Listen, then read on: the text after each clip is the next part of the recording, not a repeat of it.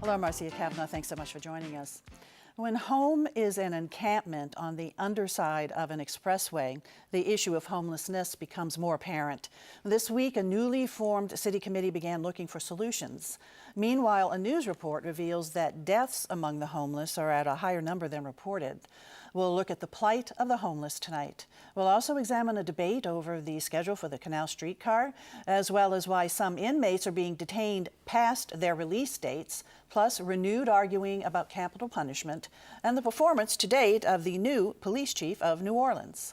On the beat for us are tonight's Informed Sources. Errol Laborde, producer of Informed Sources; Mike Pearlstein, investigative reporter, WWL-TV Channel 4; Richard Webster, reporter, NOLA.com, The Times-Picayune; and Jeff Adelson, reporter, The New Orleans Advocate.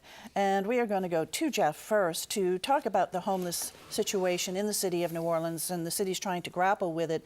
A quality of life committee has been set up, and they are prioritizing homelessness? Well, the Quality of Life Committee is going to have a wider focus than just homelessness, but that was the first topic that they chose to take up. This is a group of council members, mainly the district council members, trying to focus on issues that are sort of directly impacting the people in their districts. So the first topic this week was homeless encampments, the homeless population in general, and what the city is and could be doing about these. So the encampments, we largely, like Errol wrote, they're under expressways, many of them, particularly if you ride down. Where would you see the biggest encampments, would you say? I think some of the biggest ones are probably under I-10 or under the overpass leading to the bridge.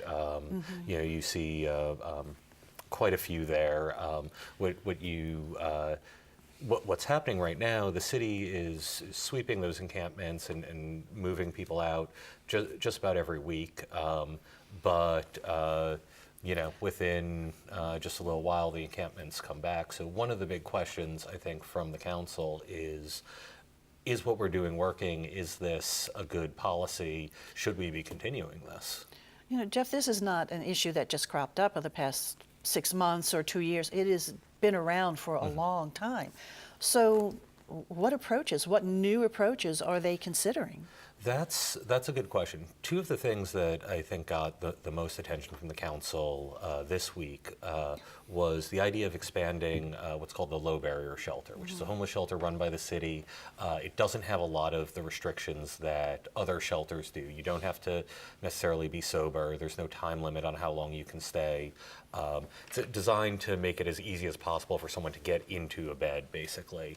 But there's only 100 beds, and the city says on a regular week they can get between 150 and 250 people either coming in looking for a place to sleep or referred to them or whatever. So there was some talk about trying to find some money to double the size of that, increase the number of people that can serve.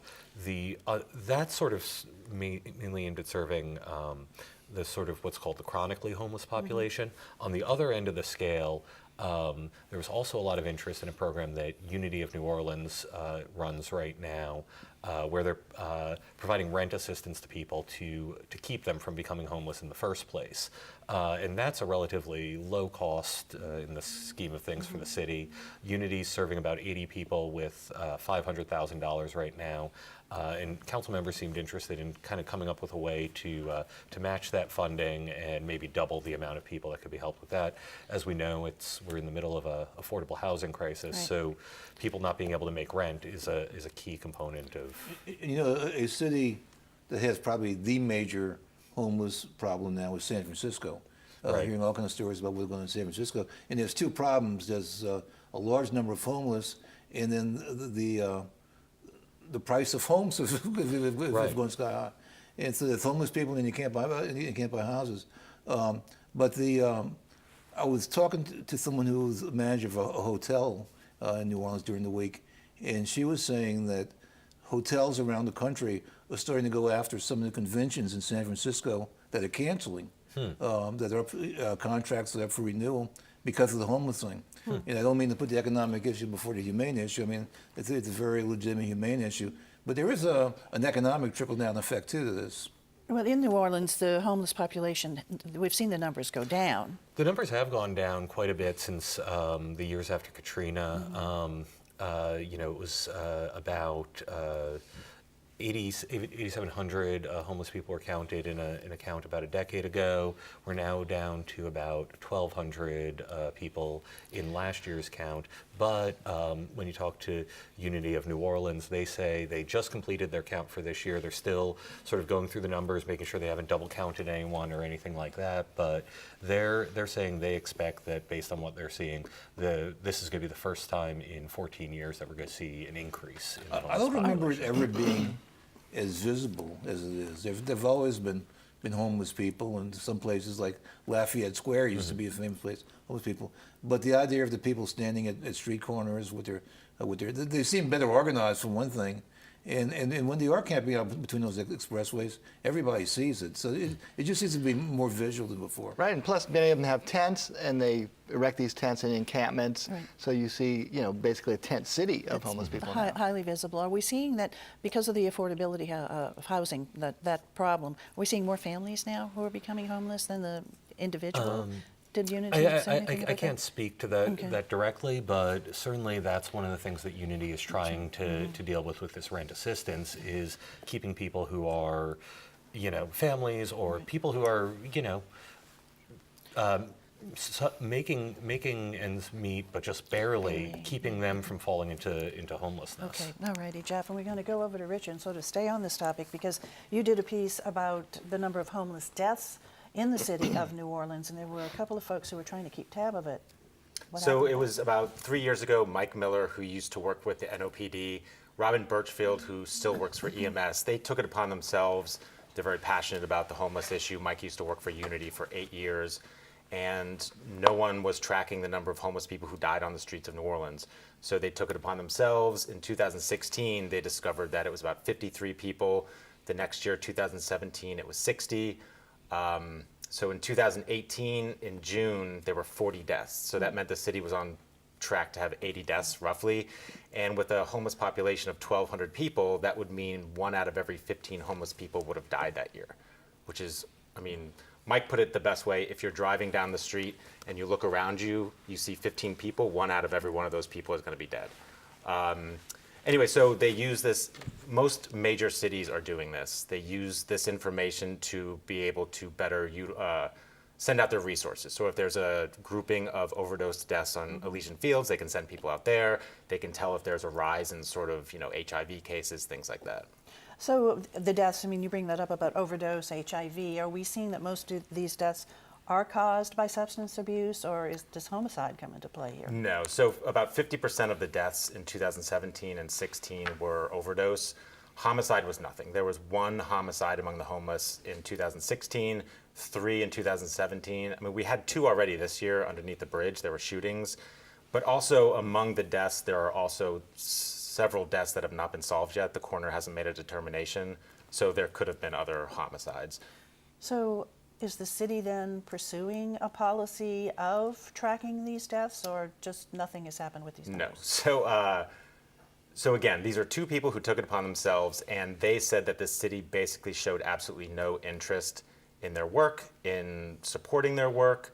The Landry administration said that they might propose an ordinance to make this official city, government business, as it is in like New York and Philadelphia. Never did that. After the second or the first report, the only person in government that reached out was Cantrell, then a councilwoman, and basically nothing happened after that. So no, nothing is happening now. And so, of course, Cantrell is now Mayor Cantrell, and Right. she has always said that homelessness is really a big issue, that's something that she wants to address as mayor. So has the administration, this present-day administration, indicated at all that maybe they'll look into this policy of keeping track? Yes, so they said that they were going to look at best practices around the country. So they indicate that they might be interested in pursuing this. Mike Miller said that they can just give him a call and because Right. he believes that they already had the best practices here. But they said that they will be pursuing this, hopefully, yeah. Okay. All righty. Thanks a lot, Richard. Mike, over to you. And capital punishment, that is something that has been coming up to abolish capital punishment in the legislature year after year, and it just hasn't happened. So what's the standing now? We're going to see legislation introduced this session? Well, there's already been a bill introduced that's sort of a perennial bill that, given the political dynamics of the legislature, isn't usually given a lot of chance of survival, and sure enough, it never gets much traction, even out of committee. But it was raised yet again from the opposite camp, launched by Attorney General Jeff Landry. He held a House committee hearing on the issue, and his point was that the death penalty has stalled. There has not been an execution in Louisiana for better part of 9 years, and he wants to see that resolved and the log jam cleared and resume executions. Now, that's a tricky situation simply because of the way the statute is written in Louisiana. There's a certain cocktail of drugs that are used for lethal injection.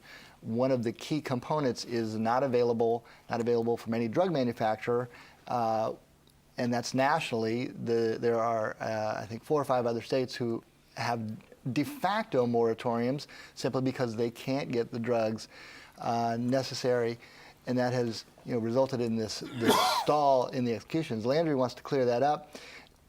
He's advocating for possible legislation that would expand the different methods of execution beyond lethal injection, which is the only method on the books now in Louisiana.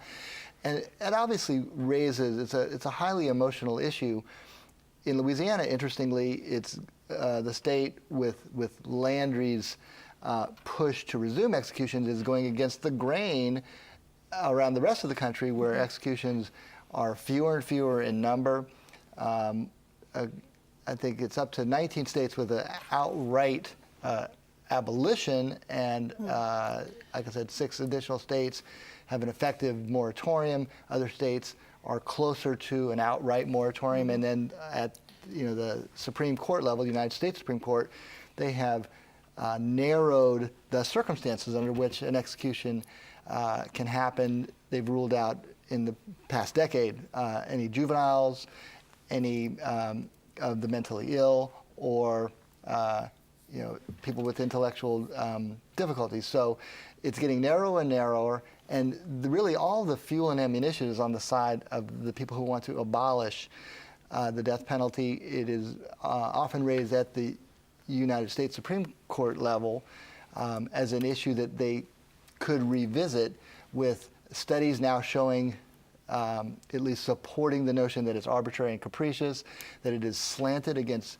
minorities, people of color, black males in particular, getting death sentences at a far higher rate than their proportion of the population. And DAs, area DAs, are they actively seeking death penalties in cases? Well, are we still finding that? It depends on the parish. That's up to an individual parish DA. In New Orleans, for example, there hasn't been one in many, many years, and the makeup of jury pools here, it would seem like the juries are disinclined to go for the death penalty. Now, not the case in Jefferson Parish, for example, or St. Tammany.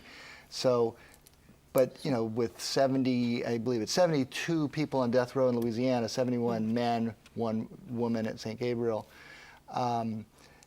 Just because a death penalty is issued doesn't mean there's going to be an execution. These cases on appeal last often for decades at a huge cost to taxpayers. These are indigent inmates who get automatic state-paid appeals that runs far beyond the cost of just incarcerating them for life. So it's coming up in the legislative session again to abolish. So we'll see where and that that goes. will, I'm sure, be a lightning rod for both sides of Right. the issue to rekindle the age-old debate. All righty, thanks a lot. Okay, back over to Jeff. Canal Street Car. There was a plan to make some changes in the stops, but looks like that plan has been stopped for the time being. At the moment, yeah. So earlier this year, RTA proposed closing down some of the stops and some of the crossings, the U-turns or the left turns on Canal Street between Carrollton and Claiborne, with the idea that they want to make the Canal Street Car more efficient. The Canal Street Car is one of the most central pieces of the RTA's service. About 17% of their entire ridership uses the streetcar, and right now it takes between 30 and 35 minutes for the streetcar to make it all the way from Carrollton to Harrah's down at the river. So if you're using it to commute, if you're using it to catch a connection to Jet in Jefferson Parish up at the cemeteries, using it for any of these other reasons, it's a really slow way to do it. And a big part of that is that it's stopping relatively frequently. Again, both because it's picking up and dropping off passengers, and because in a lot of cases the cross streets, you end up with cars that block the tracks, the streetcar has to stop for them, those sorts of things. So again, RTA came up with this plan. It was going to cut the total travel time by about a third. And that generated a lot of concern in the neighborhood. There's concern from people who use the streetcar, particularly people who are elderly and disabled, that didn't want to have to go up to a quarter mile in some cases it would take to get to where the new stops were being proposed. Also caused a lot of concern among drivers, who worried about how long it was going to take them to get to a place where they could turn around and or turn into a side street, things like that. So right now, RTA has sort of pumped the brakes. They've said we're going to be doing some more study of this. We're going to put it off till September before we do anything at the earliest. That's a much slower time frame. Originally, they had been talking about having things up and running by this summer for a pilot, and it should be specified that if this they is just did a all test. those things, implemented all those, that the amount of time that they save would be what, like 13 minutes or something? 12 or 13 13 minutes, out yeah. of about 34 minutes, yeah. I think it's kind of hard to convince the people along the way, especially people with restaurants and businesses, that this is good because it saves 13 minutes. Well, I mean, we're seeing some concern from that. A lot of the concern has not been raised by businesses. It's more residents and motorists on the think route. And more the Eastern users, high those who schools use, Yeah. want- that, have we're issues with that, walking too. an extra 2 or 3 blocks in the hot summer or Yeah, pouring it's rain not a- could really make a big difference. Okay, we'll see where that moves along. So they're going to continue to study that. Thanks a lot, Jeff. Back over to Richard now. And some prisoners who have served their time, supposed to be released, aren't being released. Right, so in February, Emily Lane and I did a story sort of detailing this issue, and it's been happening for decades, maybe like 20 years, probably longer, where someone has an official release date, but they are not released on that day. They're held for weeks, months. We've had a couple cases, even years, where people are not released. This is unconstitutional, and it's resulted in several lawsuits. It costs the taxpayers money, not to mention just, the horror that these individuals, they're told they're, for instance, going to be released on March 1st. They're not released until December 31st. Why is this happening? Well, so there's a couple issues, and it's pretty complicated, but one issue is that there is a problem of communication between local sheriff's office and the Department of Corrections. So if someone is, say, sentenced to, they plead guilty, they've already spent a year in jail pre-trial, the judge sentenced them to a year, immediate release, time served. At that point, that person is in the custody of DOC. So the judge can't release them, OPSO can't release them, and in order for this whole process to work itself out, the sheriff's office has to deliver a packet of paperwork to DOC with all of the inmates' information, and then DOC can release them. Well, instead of emailing or instead of faxing, the Orleans Sheriff's Office physically drives that paperwork to Baton Rouge once a week. So someone pleads guilty, sentence time served on a Monday, that paperwork will not be driven to Baton Rouge until a Thursday or maybe the next week. So that's part of the problem. That begs the question, why? I mean, in this age of technology, why doesn't the sheriff's office have the use of some sort of program to do, I'm assuming other parishes do it electronically? Sure, Jefferson Parish does. The sheriff's office, the Orleans Parish Sheriff's Office said it was a DOC problem. It's a lot of finger pointing, but this week the The governor's administration said that they were going to introduce a resolution possibly in this legislative session that was going to get the local sheriffs, the clerks of court, and DOC to sit down at the table and come up with solutions to this issue. So these are folks that are kept in both local jails and state prisons Yes. beyond their term? Well, So I it's mean, not just necessarily an Orleans Parish jail? No, I mean, it's all, I mean, because 50% of all DOC inmates are held in local jails, so this is happening across the state. Okay, well, we'll see how that moves along too. Thanks a lot, Richard. Mike, back over to you. Our new police chief in the city of New Orleans. Not terribly long on the job, but he's making his presence known. It's about 9 weeks in, and in fact, his biggest wave was today when he announced a shakeup of his command structure. Not any huge surprises. We'd been hearing names throughout the week, but he did remove 2 district commanders and 2 high-profile districts. In the 8th District, French Quarter, Nick Gernon is out, and person under him, Octavio Balladero, will take his place, and then Jennifer Dupree is out in the 2nd District. That's uptown, and she is being replaced by Doug Eckert, who was formerly the Deputy Chief of Investigations. So the other significant move was the reinstatement of a clear Deputy Chief, second in command. Remember, Michael Harrison, the former chief, did away with that and had sort of a group of co-equal deputy chiefs for a lot of different departments.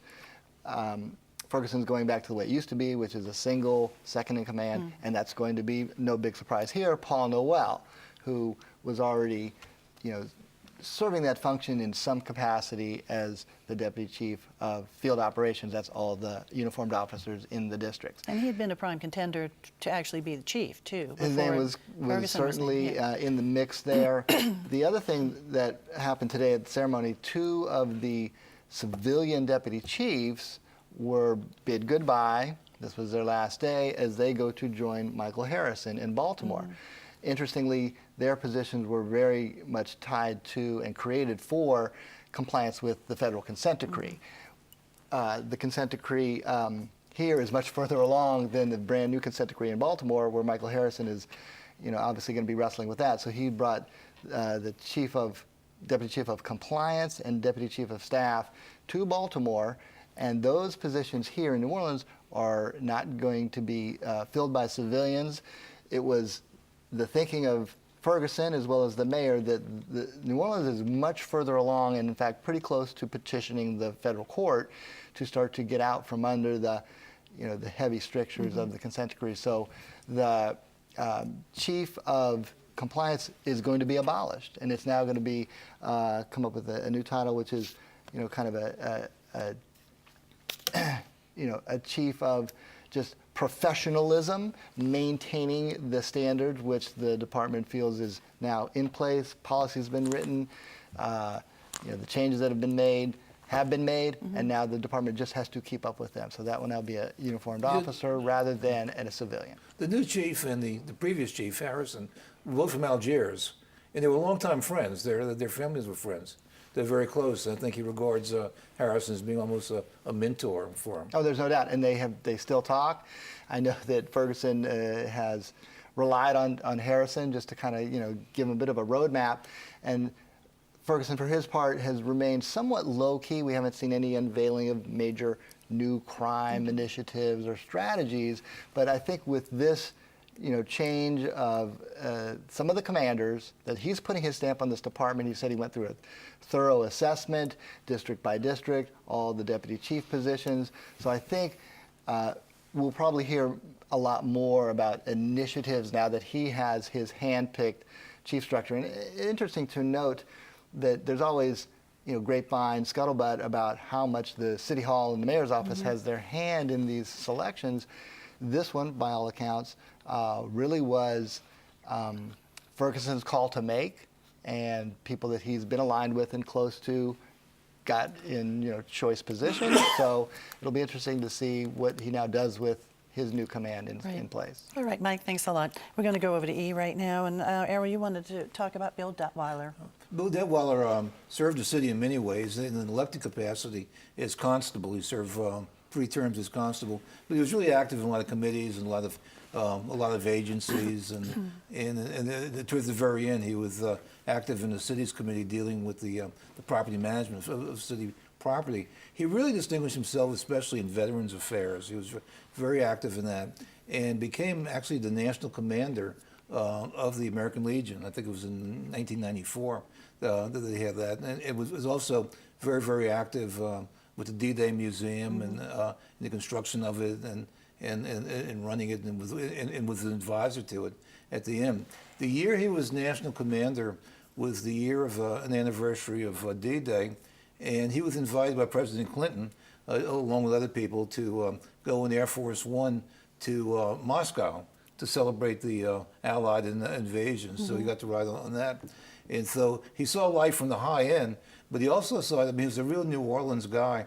And he was always amused that in his backyard, the original King's float for the crew of Tux was invented. Really? So here's a guy that in the course of his lifetime touched Air Force One and the Tux King float. And he and his wife Maureen had a great feel for New Orleans. They love, they love New Orleans food, and Detweiler made a great Sazerac, and so he really epitomized all the really good things about New Orleans. Of course, he passed away this week. He died Wednesday, and he was also one of the founders of the Tennessee Williams Festival, and the day he died was the opening day of this year's festival.